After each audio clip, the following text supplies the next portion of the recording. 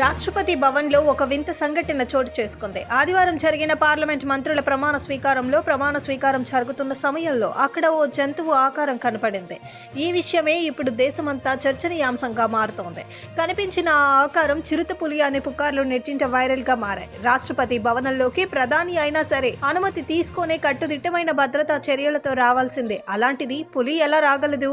అయితే ప్రమాణ స్వీకార ప్రత్యక్ష ప్రసారంలో అక్కడ పులి కాదు కదా, అసలు ఏమీ లేదని తేలింది. దీంతో రాష్ట్ర భవనంలో పులి సంచరిస్తుంది అన్న విషయం ఫేక్ అని తేలింది.